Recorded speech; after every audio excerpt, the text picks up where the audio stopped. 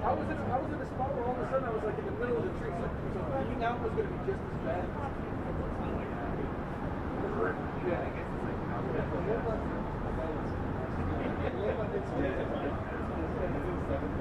going to yank the safety pin out of it.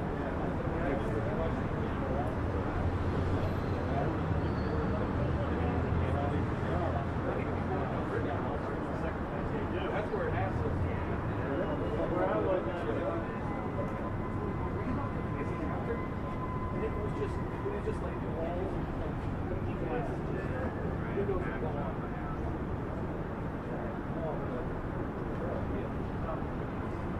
Yes, it is. And the paper put out a statement today.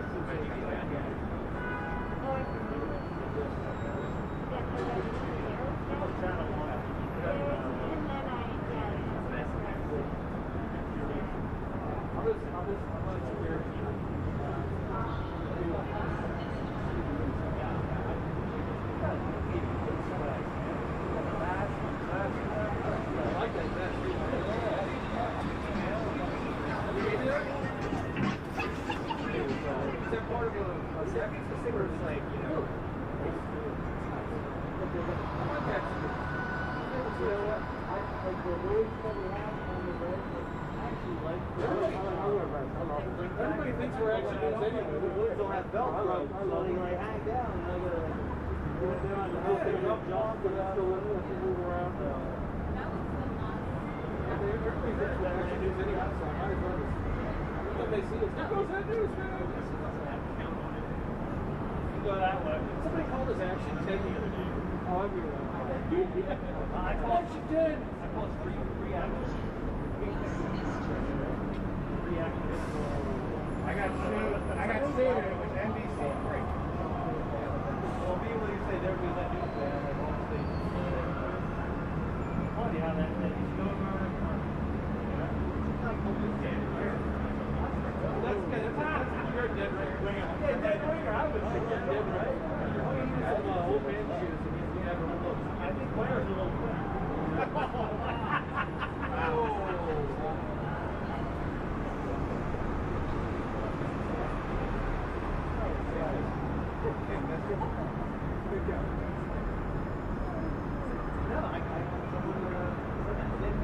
Actually, I did a little bigger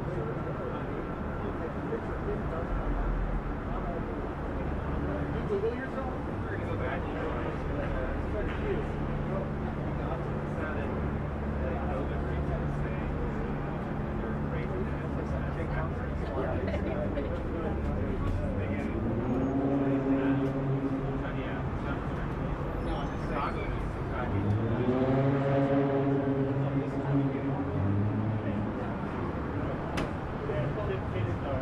are you working overtime today? Yeah. I still said them. Sure. I got a pretty good weekend. You okay?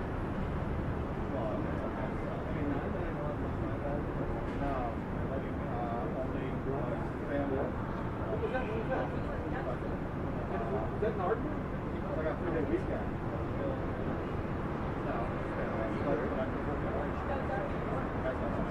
I didn't even know that. I just did that.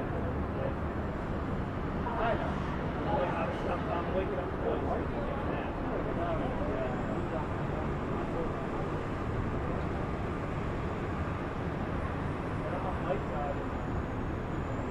What you need your one back? I need a break.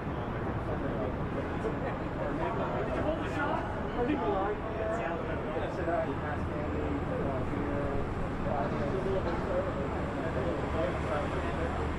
Okay, I try to do that.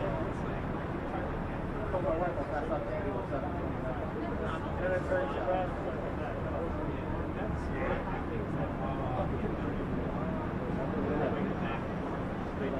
I don't think it's going to be there. It's very crowded. Yeah. What's the point? Yeah, I know.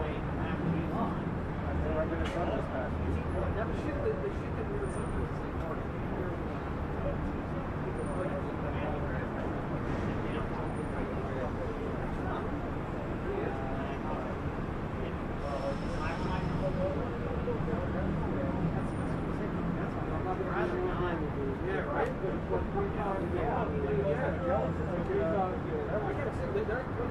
after those neighborhoods like ordered when that momentary happened. It was crazy. I mean, that's my biggest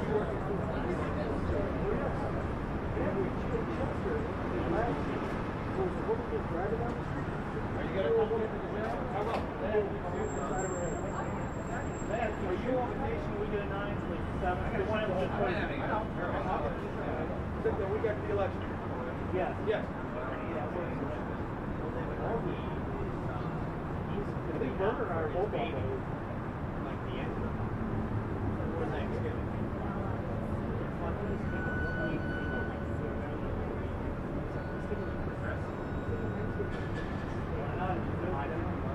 That's what I was saying.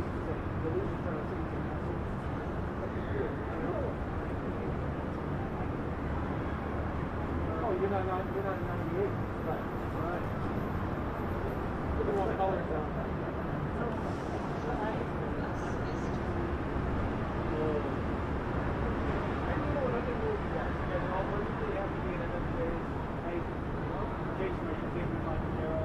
Yes. One of them. I think Trevor's supposed to be. Trevor just got the I had 100% battery. I got lots of batteries. These two cameras, that's the best thing about them. They get sick too. I get LED lights on the game. I love the game. You fun. Oh, yeah. That's another thing about it.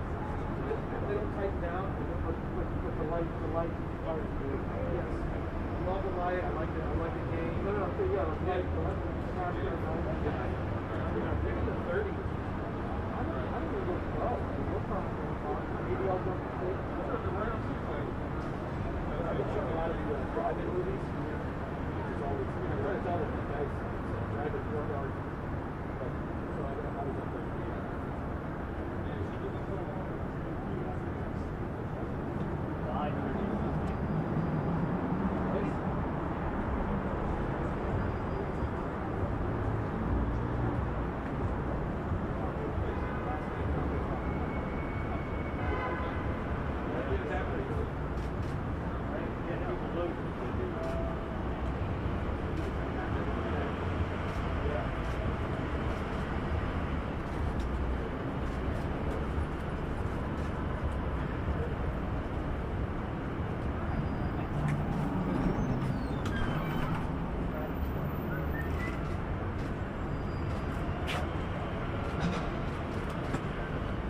How you doing? Fine. How are you doing?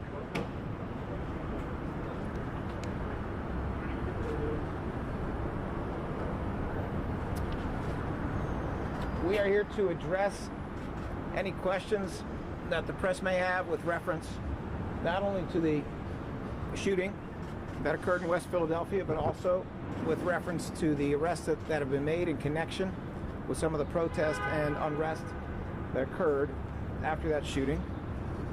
I can tell you, first of all, with reference to the killing of Walter Wallace Jr., that is a very active investigation in early stages. It began as soon as we received notification. Part of our office's duty is to investigate and to do so independently, officer-involved shootings. That's what we are doing. We were on the scene in less than an hour after notification, and there were representatives of this office out there and out in that community as late as 4 o'clock in the morning yesterday. A good part of the day has been dedicated to reviewing the limited information that we have at this time. This is not only a matter that is being carefully considered by the head of our Special Investigations Unit and the assigned prosecutor. It's a matter that I am looking at personally and carefully. This office has made clear that we believe in fairness. We believe in even-handed justice. We are not out to cover for anybody, and we are not out to get anybody. And what that, of course, means is that we have to get all of the information, consider it carefully, find the facts, consider the law, and go wherever they lead us, regardless of who it makes happy, who it makes sad or what the politics are around that. I think this office has made clear with our lengthy investigation of Officer Eric Rook and his killing of Dennis Plowden, which occurred December 27th, 2017, but did result in homicide charges against former Officer Rook. He was actually fired, so he's a former officer. I think we made it clear that we take this obligation seriously and we take the time that is necessary. I think we've also made it clear in relation to the killing of David Jones and our charging of Officer Pownell, in relation to the charging of Inspector Holmes for multiple sexual assaults, and in the charging of Detective Philip Nordo for a series of sexual assaults against informants involved in homicide investigations, that we will go where we have to go. The other side of that is there have been many shootings of civilians by police where we have reviewed the evidence carefully and we have determined that it does not support criminal charges. And in those cases, we have declined to bring those criminal charges. With reference to the arrests that occurred last night after the shooting, primarily in the area of the 52nd Street business corridor, I can tell you that information from those arrests is starting to come in. I know that the commissioner, the police commissioner, earlier today said that there were 91 people arrested. The way the process goes is that they gather information, they recommend charges, they send it to us. We are the ones who make determinations about the charges, and especially at a moment when a lot of arrests are made, sometimes it is more difficult for all of the information to come through quickly. So as a consequence, we have gotten some of them, but not all of them yet, and we are waiting for more information on these cases. We have processed 27 cases that are being charged as second-degree felony burglaries. These are commercial burglaries in which the people charged are accused of having gone into commercial establishments to take things. Among the locations involved are 1575 North 52nd Street, which is a Rainbow store. 7702 City Avenue, there is a Snipes sneaker store. We have seen 76, we understand there are 76 burglaries in the pipeline. We also understand 3 of those arrests involve a gun. But as I said, it is a process. The information comes through to us, we examine it, we bring charges, and then there are recommendations made on bail, and there are bail hearings. We are in that process. We expect it will take significant additional time. We are expecting to see 11 cases in which the police will present information to us about an assault on law enforcement. We have not seen them yet, and when we see them, we will do what we always do, carefully examine and bring the appropriate charges. Are there any questions? Yes, sir. Mr. Kranser, do you have any understanding as to why tasers were not being used at this location by police? It seems to me that is a question more for the commissioner, but I will say this also. We're very early in the investigation. I think your question correctly states that tasers were not used, but as for exactly why, I cannot answer that question. Do you know what prompted the shooting? Did he lunge at the officers, or were there any commands? Like what made the officers pull the trigger? So I think the best way to answer that is that there is a widely circulated social media video of the incident that certainly contains useful information and some of the story. There has already been reporting in the Inquirer having to do with the family having made essentially a medical call in relation to Walter Wallace, and instead having a response that was police, as opposed to an ambulance, as opposed to medical services. None of that information is inconsistent with what we have. It's all consistent with what we have, but it's way too early for me to speculate on what was going through the minds of the officers at the moment when they fired their shots. Did you have body cam footage? I'm sorry? you have body cam footage? We have received some body cam footage. You know, one of the good things going on in this police department is that its use is more and more widespread. We do not have all the body cam footage that we need, but we are considering what we have and trying to obtain more, so we can consider that as well. Will you be releasing it? What did you think when you saw the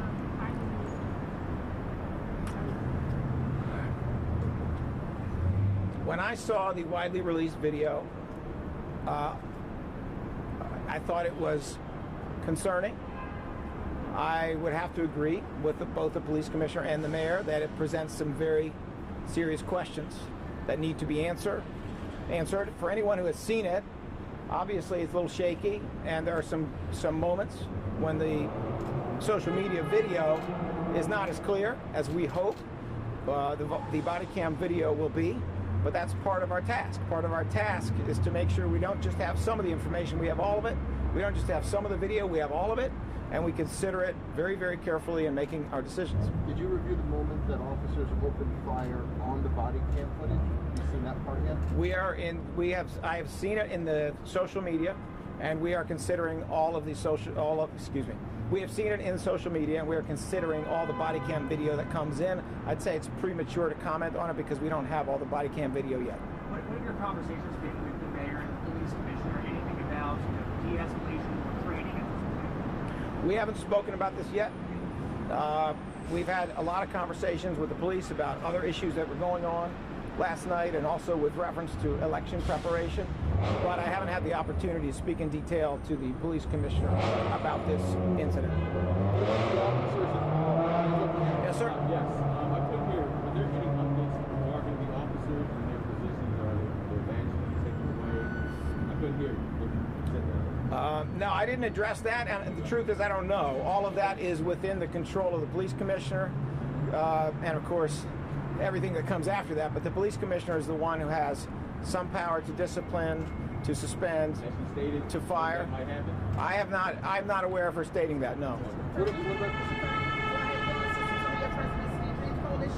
Now, as I'm aware, we were called out once again to hit the streets for our outreach teams.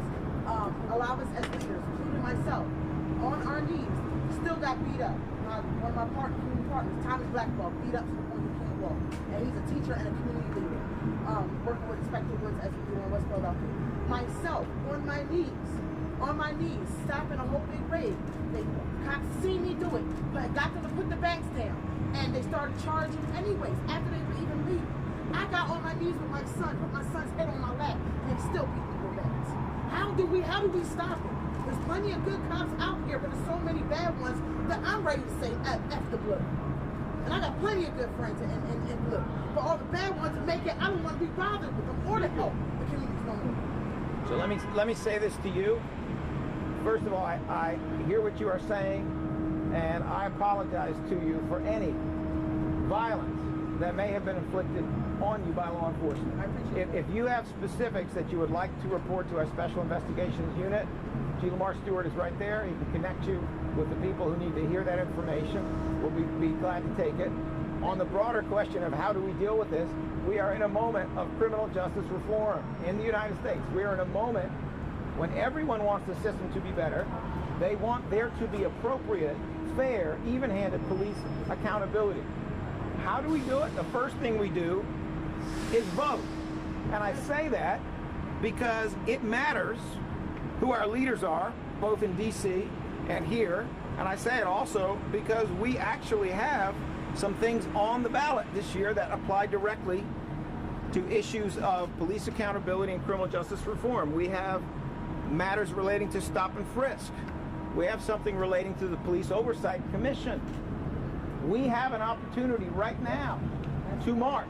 We can march and we can protest peacefully and express ourselves, whatever those opinions may be. And we can also march into a voting booth on election day, or we can take our mail-in ballot and march to one of the locations all around the city where our vote can be counted. We are at a moment when we are in the tens of millions of votes that have already been counted. This may be the highest voter turnout in the history of the United States, happening during a pandemic.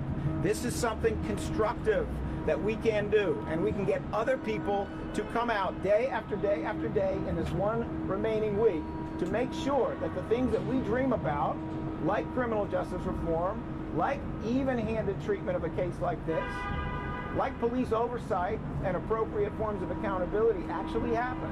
We just have to get out and do it. On behalf of City of Dreams and BBC, partner of BBC, Guns Down, we invite you to come out and hit the doors for us. What we do. It's called Block by Block, where we actually knock on doors with real resources that really impact people in their jobs and the record of their lives. Well, my head of community outreach would be happy to talk to you about that. Thank you. Amount of video that's out there, or I'm sorry. that's out there now. I'm sorry, Mike. Given the video that we've all seen and the body cam video that you've seen, is there anything that you see that could potentially indicate the possibility of charges during the moment? Is there anything you saw as a defense with prosecutors you saw?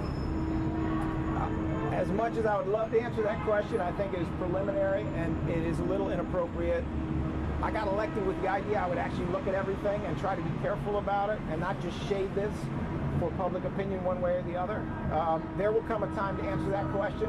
We have answered it in ways that police officers found very agreeable at times, and we have answered it in ways that officers, or in his case ex-officer Rook, did not find so agreeable. So I would just ask everyone to show us a little patience as we try to get to the bottom of exactly what happened and what it means in terms of the law. You say you don't have all the body camera footage yet? We have not received all of the cameras yet. How is that? That's common. It's really quite common that the discovery tends to trickle in, and especially when you're looking for several people's cameras. It matters. There have been some reports in the press that police were at that house or dealing with that family on more than one occasion that day. We want to make sure we know everything before we start to make statements about it. Will you release the footage? Will I release the footage? It is my hope that at the appropriate time this footage will be released. I don't know whether it will be the Philadelphia Police Department, will be the mayor, or it will be my office. I think that's a matter that all of us should discuss. But it is my hope that it will be released. It will be out there so that we have the transparency that is necessary. When will your office interview the officers involved in the shooting? We are always ready, willing, and able to interview people who have been involved in a serious incident. We would be happy to do so. That, however, will be up to them and their attorneys whether they wish to take that opportunity.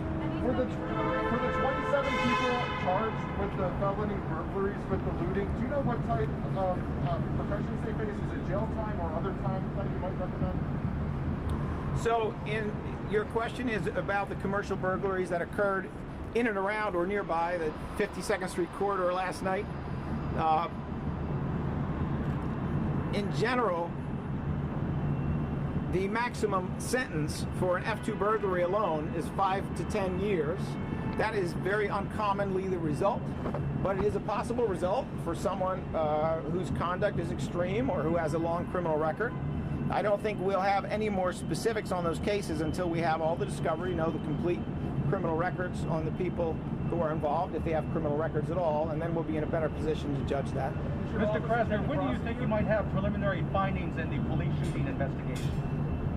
Mr. Cuellar, just 1 second. I'll be right back with you, okay? I'm sorry. Does your office intend to prosecute the I'm not sure why you're saying this time. We're prosecuting people who were charged with burglary and criminal trespass in the days following the death of George Floyd. Those cases are still pending and are in a posture to go to court. Obviously, the courts are not moving as quickly as they used to. In fact, there has not been a misdemeanor trial in Philly in over 6 months. But those are being prosecuted. These are being prosecuted. That prosecution may take many different directions, as all cases do. Some of them result in convictions, some of them result in trials, some in guilty pleas, some get diverted, some get dropped for reasons, but they are being prosecuted. Yes, Mr. Cuellar. When do you hope to have preliminary findings in the investigation of the police shooting of Walter Wallace?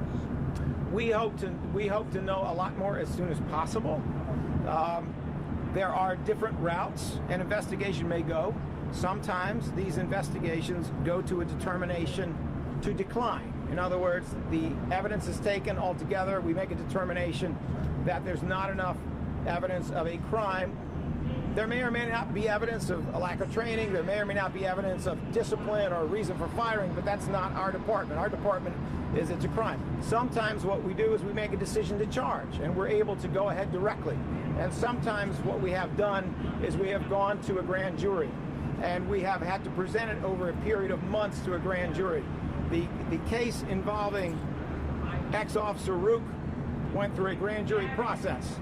The case that involved Pownall, that also went through a grand jury process. So we have not made any of those determinations yet. We won't be able to make it until we have a closer look at all of the information. I'm sorry? I have not had an opportunity to speak to the Wallace family yet, although after I leave here, I'll be heading to West Philadelphia for a community event that is about the shooting. I do not know whether the family will be attending, but it has been organized by clergy up there who have been very active, and I'm hopeful that when the family is ready to talk to us, they understand that we will be ready to talk to them. You talked about the charges. Any message you may consider continuing? I'm sorry, it's a lot of exhaustion. I was saying, you talked about the charges for the commercial burglaries. Any message to the people who might be considering to continue that activity later on this evening?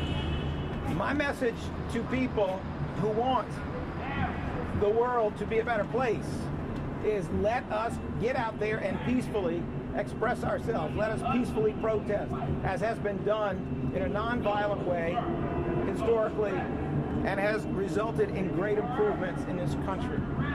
But what we cannot do is get involved in violence and criminal destruction.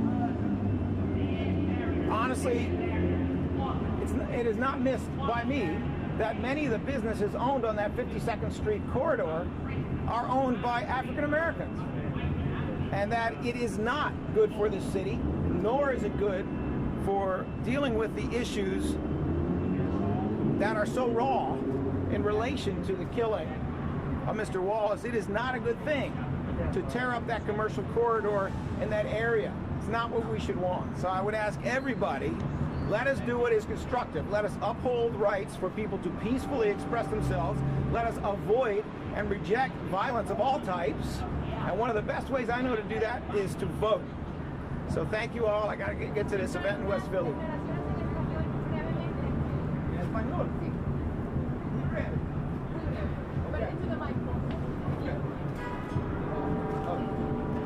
Okay, la pregunta final.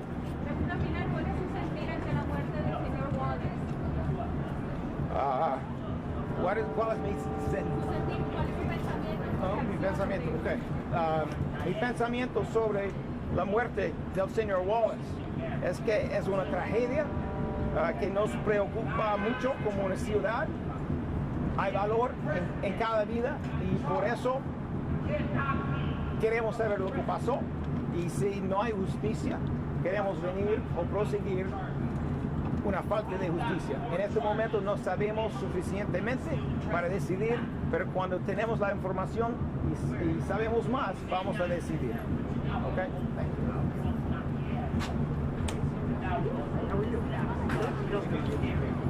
Thank you.